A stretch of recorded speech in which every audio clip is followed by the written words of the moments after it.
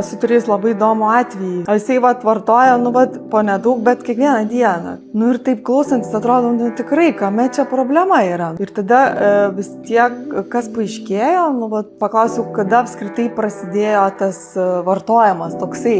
Ir tai buvo susijęs su svarbiais gyvenimo pokyčiais, su persidirbimu ir kaip nusiramimo būdas buvo alkoholis. Ir iš tikrųjų viskas tas yra daroma tam, kad tik neturėti kontakto, kad tik neparodyti žmonai, kaip man šudinai yra.